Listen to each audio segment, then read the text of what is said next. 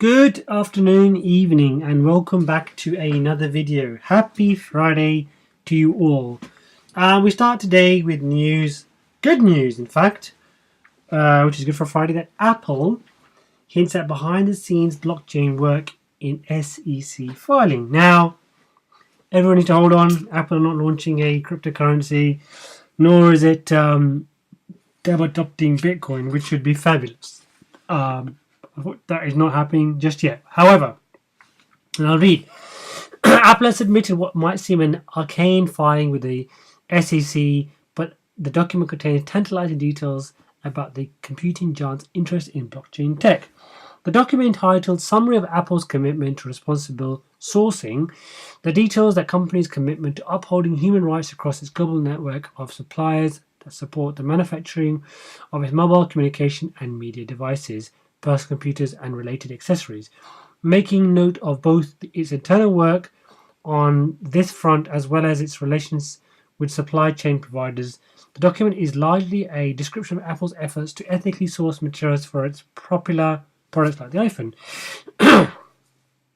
Notably, however, the Feb 15th filing makes mention of Apple's involvement in the drafting of blockchain guidelines for the Responsible Business Alliance Responsible Minerals Initiative. According to a RBA press release, those voluntary guidelines were published in mid-December of last year and represent a first industry effort to define a common set of principles, attributes, and definitions for the application of blockchain technology to support mineral supply chain due diligence. The press release makes no mention of Apple's involvement, but the tech firm is listed as a company member and the effort's official webpage. WhenIChain, good name, what a surprising name. These details aside, the filing doesn't touch on what Apple watchers might most want to know: whether Cupertino's Colossus is on the cusp of joining the growing ranks of tech giants that are offering some form of blockchain-related service. Specifically, if Apple is working on some kind of supply chain-focused solution, it hasn't yet shown its cards. A request for further information about Apple's work with the RBA was not returned by Breast Time. Good news, to be honest, because they're looking, like most companies, they're probably already looking at blockchain stroke DLT stroke cryptocurrency. Now, if you look at what IBM are doing in partnership, I think, with Stellar, that they're using it for supply chain or logistics, and Walmart are using it for supply chain stroke logistics, and Apple are using it for similar things. They obviously want to know where minerals are coming from, and obviously the minerals in iPhones are like I think gold or zinc or copper. You can class them as minerals, I believe. So, and they want to see where they're ethically coming from. Without stretching too far, Apple obviously looking at blockchain, obviously the positivities of blockchain and the integrity of a blockchain. It probably looks like it might be something they may be using company to company, or companies could register information on the blockchain for minerals, maybe with Foxconn and Samsung and Apple and LG and Sharp, who are probably the big people who make or help make the iPhone. So obviously Samsung and LG and Sharp have been known to make the screens. Apple make the hardware. Foxconn make the phone. And then if they're using like another processor, I think that's in-house anyway. So at the moment it's kind of like probably just for more that, and it's going to be mainly for information. So it probably may not be a token or a sort of currency on the blockchain. However, if you look at the rumors of the Samsung S10 and the supposed built-in hardware wallet of cryptocurrency, notably for Bitcoin, then we're probably not too far off Apple doing something similar, which potentially I could see it being built into Apple Pay. Apple Pay just works by uploading your um, um, debit or credit card as a digital wallet. Imagine if they added Bitcoin as a digital wallet or their own currency into. I mean, I don't think they would add their own. They'd probably take. They'll probably take from existing, only because I think otherwise, why isn't there an Apple card or an Apple Bank? I don't think they're going to go down that route. They'll stay in technology, and the tech will be, let's create an Apple wallet. I mean, that's just me speculating without any sort of evidence. It's just in my head why I think Samsung are going to do it. The rest will follow. And ultimately, everything is consumer driven. As much as Apple would like to tell you that they make decisions and it's for you, so they don't ask you what you want. They tell you what you want. It used to work, and yes, it was definitely true with the iPhone, and we would pay X amount of money and we want a phone. But things are changing. Everything's consumer driven. Consumers wanted larger phones. Samsung made larger phones, and guess what? Apple made larger phones. Then Samsung made the phablets, which is the phone tablets, which are the ones which are 5.5, 6 inches, and iPhone makes a 5.5-inch phone. And then they make larger phones, and then Apple make a XS Max, which is I think 6.5 inch. So everything is consumer driven, as much as Apple would hate that. So if people start wanting or start demanding Bitcoin wallets on their phones, or NFC Bitcoin transfers where you can just tap the phone and pay with stuff with Bitcoin or Litecoin or XRP or whatever, then that's going to happen. It's just if the demand is there. So obviously Samsung have got a wallet. Whether it's actually correct and it's going to come out this year, and whether you can do NFC payments with it, is to be seen. However, that's going to happen. Once you integrate mobile technology with cryptocurrency, then that's going to be, I think, almost the end game, where it's going to be in everybody's hands. I would almost like to see how much things have gone up since Apple Pay was introduced and Google Pay was introduced and Samsung Pay was introduced. People would use their cards more often, take out cash less, because most places would accept contactless. And it's kind of just made card transactions probably increase more. Because personally, I don't even remember last time I took cash out. The only place I use cash is my hairdresser's, who doesn't accept card. Besides that, I never take cash out. Everything is done on card. And eventually everything will be done on via cryptocurrency, via phone, or even if there was talk of it last year with Litecoin, or a company who were going to make a credit card Litecoin, or a credit card debit card Litecoin, which it would come off a Litecoin. I mean, the project never got off the ground, but the concept was there, and there was a lot of hype around the concept. So whether they didn't deliver the project properly or there was no money in there, that failed, but the idea was still there. And something like this, and it starts off with Apple applying for something. Maybe Samsung have already applied for it. Maybe Huawei have it, type of thing, where slowly they start making changes. And Apple is never the first to the market of anything. We had fingerprint, then Apple had Touch ID. We had facial recognition with laptops and other devices like Samsung's. Apple had Face ID. If Samsung come out with a wallet for cryptocurrency, then Apple will come out with their crypto wallet. So they all compete with whatever's out there and try and make it better, which is fair enough. They'll never be the first or last to market. They'll be in the middle, which is always a good place to be. So I'm kind of making more of this story than I think is actually at the moment. This filing was from December just gone. There's probably a lot of work to do before they start creating this blockchain for minerals, and then I guess to see what happens to the blockchain and whether they're probably working with something on the side. I believe they are. Apple, like JP Morgan, like Goldman Sachs, like New York Stock Exchange, is a massive company. It hit $1 trillion last year, like Amazon did. They're looking at how do we stay up there with the best, and so is Amazon, and so is Samsung, and so are the banks, and so are the exchanges. and things like where can we make money next? Where can we make money? And the next thing will be, how do we integrate cryptocurrency? How do we make money out of cryptocurrency?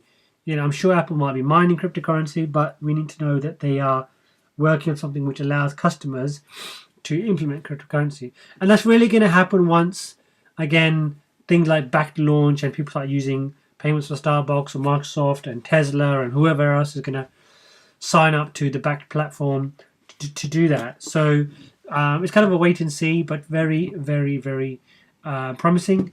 What do you guys think? Am I overhyping it? Am I underhyping it? And is this just a simple blockchain and nothing more than that? And are Apple ever going to be in the cryptocurrency game? Anyway, let's move on from that. So if you hadn't heard, our friend Jamie Dimon had announced, who's the CEO of JP Morgan, that JP Morgan are going to launch or have launched or will launch a cryptocurrency which is called JPM. And obviously this is going to be an internal crypto which is going to be for settlements from bank to bank. And apparently Bloomberg says JP Morgan cryptocurrency will obliterate Ripple. Is XRP in trouble? No. On February 14th, JP Morgan, the $340 billion banking giant, launched a stablecoin called JPM. Industry experts foresee the stablecoin thrashing Ripple and its cryptocurrency XRP in the long run. Joe Weisenthal, co-host of Bloomberg's What You Miss, said, if it turns out that the blockchain coin framework turns out to be a good one for banks transferring money around, then JPM could absolutely obliterate Ripple. Think about it. Let's say you were in the business of transferring money. Why would you take on exchange rate volatility risk associated with having Ripple as a bridge currency when you could have fiat coin backed by JP Morgan? No brainer. I'll continue reading before I make comments. Executives at the major cryptocurrency investment firms such as Multicoin Capital raised a similar issue for XRP. The Ripple blockchain network is a payment infrastructure for cross-border transactions which banks and financial institutions can utilize to send and receive payments with low costs and transfer clearing time. RippleNet and XRP serve as the main tools on the Ripple blockchain network that enable financial institutions to clear transactions using the blockchain. The value of any settlement set network comes from its liquidity on a banking network. The liquidity comes from a number of banks that exist on the network. Ripple, the company, has been focused on establishing partnerships with both banks and fintech service providers throughout the past several years, primarily to improve the liquidity of the network. This article goes on, but let's just see what they say. Whether is XRP in trouble? In the past 3 months, the XRP price has fallen from 56 cents to 29 cents by more than 47%. The decline in XRP was accelerated by the inability of the cryptocurrency market to maintain the momentum created in the last quarter last year. But in comparison to other well-performing cryptocurrencies such as Binance Coin and Bitcoin, XRP has underperformed. It remains to be seen whether the increasing competition in the blockchain sector and cross-border transaction market will directly lead toward a decline in the price of XRP. Okay, so let's just go back to this point about what this guy Joe Weisenthal said. Potentially, obviously anything is possible, but potentially one of the reasons why Ripple's probably been working so hard for the last 3-4 years on gaining partners is because they probably expected at one point, once banks woke up, they would realize that there's actually a lot of money to be made in the crypto world, and why not release our coin? So obviously Ripple has around 200 banking partners across the world, and it's got bases in, I believe, Dubai, Japan. I think it's got a base obviously in the US. I think it's got one in England. So it's got bases all over the world. Obviously, if you compare Ripple with JP Morgan, there's no comparison. JP Morgan is a $340 billion banking giant. Can Ripple get there? Absolutely. Ripple can absolutely get to 340 billion. If we look at Ripple's market cap at the moment, it's sitting at 12 billion.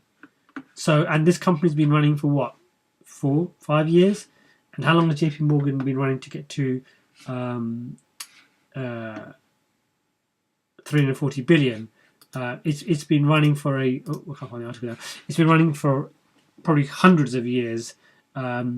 So on that side, the edge is probably on Ripple because they're smaller, more streamlined company with a less hierarchical structure, less employees, and a more driven focus for exactly just cryptocurrency.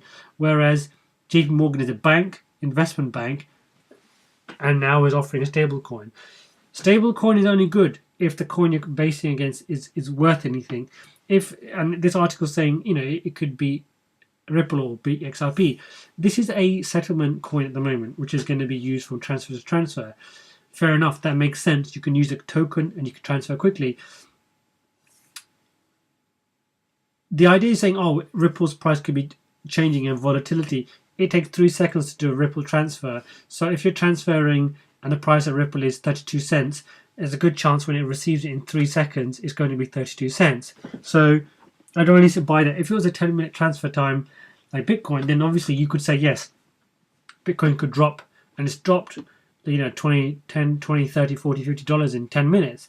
So you don't necessarily would want to use Bitcoin, because from sending $1,000 to receiving it, it might be worth $950 now, or it might be worth $1,050 now.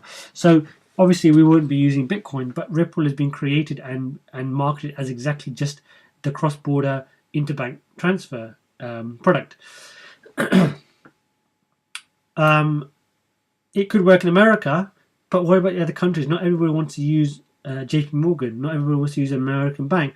One of the big things why Ripple is set up in Dubai is because Ripple is kind of anti-SWIFT, probably might be anti-Western banks. So Ripple is trying to get clients in Dubai, Abu Dhabi, Saudi Arabia, Bahrain, Sharjah, all these countries in the Middle East to get on board and use XRP in terms of the RippleNet for transfers.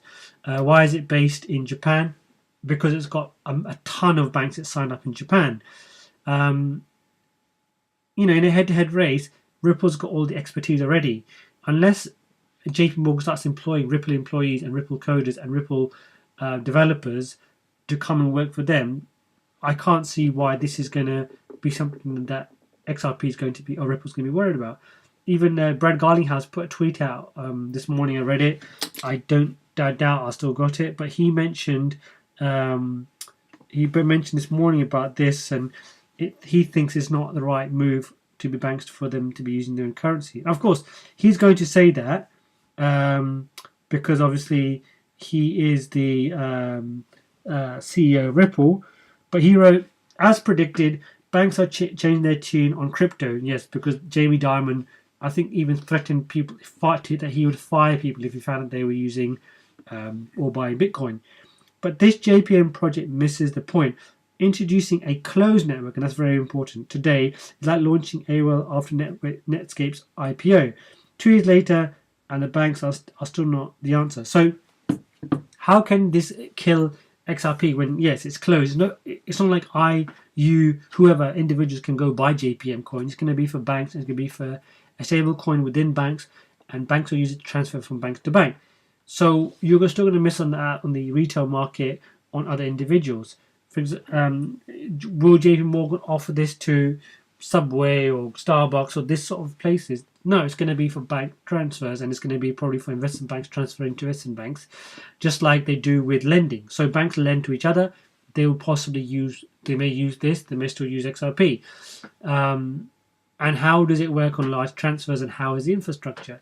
All these questions need to be asked before we start worrying that XRP or Ripple's in trouble. Is XRP in trouble? Absolutely not. No.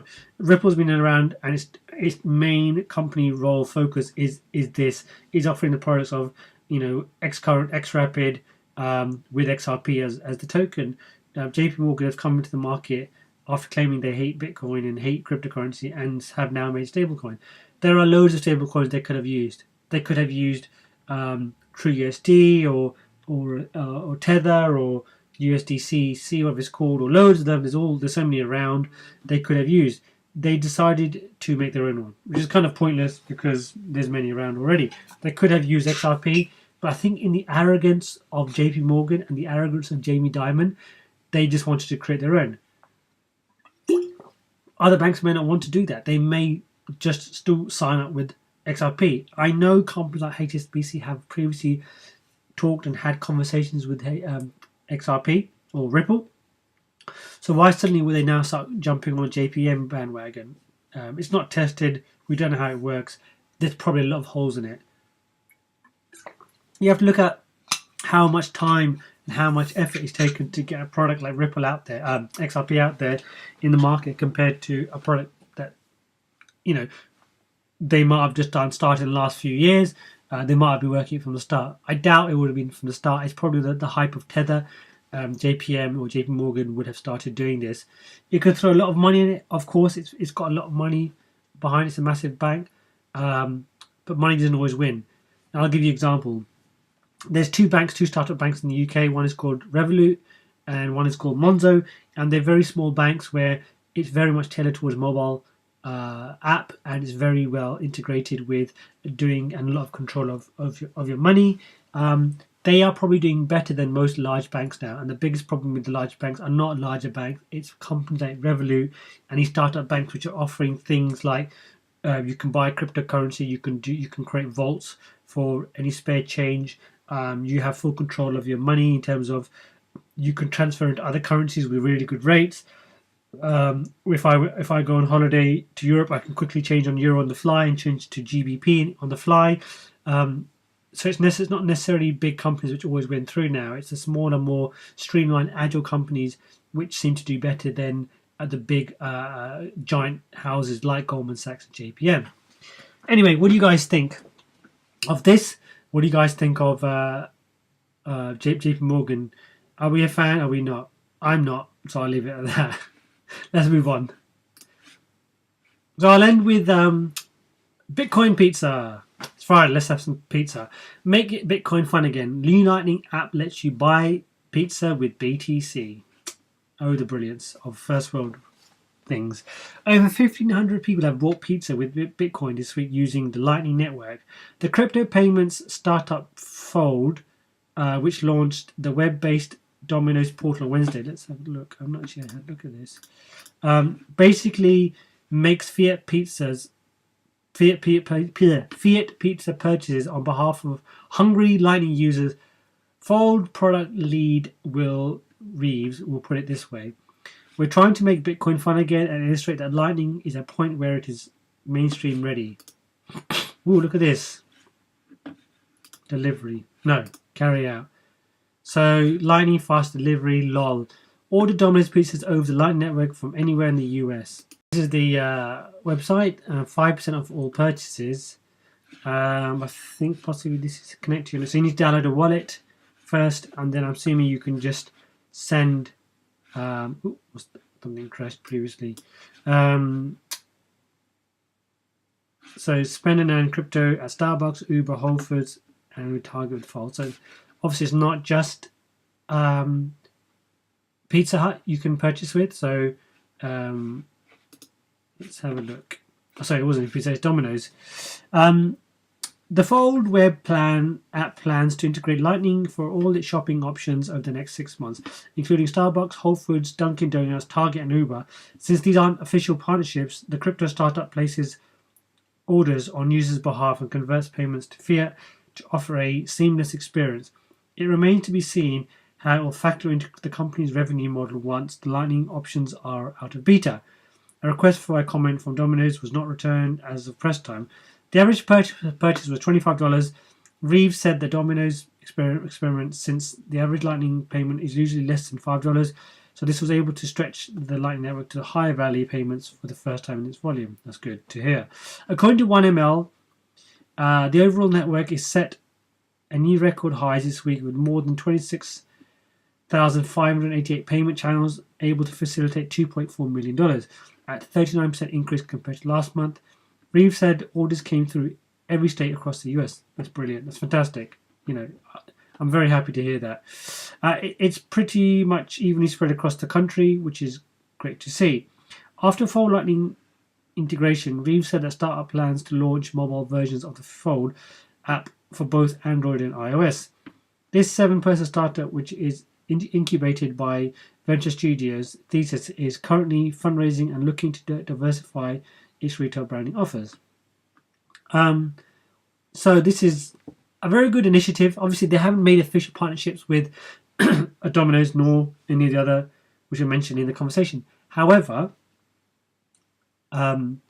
if Domino's and start noticing and Starbucks are noticing this is actually working, this is what I was saying the other day about if Starbucks make an app, or in the UK, Costa's probably bigger than Starbucks, it's kind of like a UK driven, which is recently bought by Coca-Cola, make an app and integrate purchases via cryptocurrency like Bitcoin, Litecoin, Ethereum, XRP, and even things like Stellar, then you can possibly purchase via cryptocurrency and collect your coffee. Now, you can already prepay coffee on a lot of companies' apps now, where you just place your order, pay for it, and pick it up. You'll obviously have a code or something like that to verify yours. But this is where slowly things will start integrating into everyday society. Now, this may seem bizarre for a lot of people, but obviously 1,500 people have bought pizza. And they've obviously stretched the Lightning Network to see how it can respond, and it's obviously responded well. Doesn't appear to be any issues. I think that I did read a video, read an article saying that some of the options for pizza weren't there, but that's nothing to do with transferring of Bitcoin. So obviously, if Lightning Network then integrating Lightning Network as well, then possibly there'll be other payment options for Fold to be able to use, as well as Bitcoin. You can have Litecoin. Obviously, we already know XRP is very fast, so they could integrate with XRP. And this is where it starts, and this is very, very good to see and hear that slowly now things will start integrating into everyday life, and this is a way to kind of hack it in. It's not official, but it's a good way to hack it in. And once these companies are noticing that people are spending with alternative currency, then they will add the payment platform onto the system. Once it's added to them, it doesn't really cost them much to keep that payment channel running. For example, Amex or American Express is a card which is not used everywhere, but major companies will hold Amex, and they'll pay a fee for Amex, but it's not going to cost them, or it's not going to cause them a lot of issues. So once it's there, their payment channels via Amex compared to MasterCard and Visa won't be as high, but they'll still have it. Along with their channels for Bitcoin, cryptocurrency may not be as high at the start, but they will have it. And slowly, people will start using it more often if things like mobile integration works, and there's a mobile app created for things like ordering pizza or coffee or shopping or donuts or a taxi. And that's where everyday life becomes cryptocurrency life. And that's when the grandma test happens, when your grandma or your auntie who's a bit older, not being ageist, starts to use cryptocurrency. And without even noticing, they are transferring with Bitcoin, they're using XRP because it's very easy to purchase, and it's very easy to hold, and it's very secure, and it's custody and it's security. So great news. Unfortunately, I can't buy a pizza. I'm outside of the US, but I would have loved to try this. But it's not saying it can't leave the US and come to the UK. It's just a payment gateway. So it can come to the UK, and we can see how quickly it works and how the process works. Will they make they do. So Blue Wallet is an iOS app, and it works on Android as well, and so does an eClair works on Android. And you can also have it on desktop as well. So yeah, you can download an iOS app for it called Blue Wallet. Again, no affiliation to Blue Wallet or whatever, but you can hold cryptocurrency and send from this wallet to probably Fold. So great news, very good to hear, very good Friday news so far, I think. What do you guys think? What are you guys doing this weekend? Who's buying what? I'd like to know what's going on about that. And please let me know if there's anything you want me to talk about or my predictions. I need to still do a prediction on EOS. I haven't had a chance to do it. I still need to finish off my research on EOS before I make the video for EOS prediction. But thank you very much for listening. Please like and subscribe, and I'll see you guys on the next video. Peace. Have a good weekend. Thank you.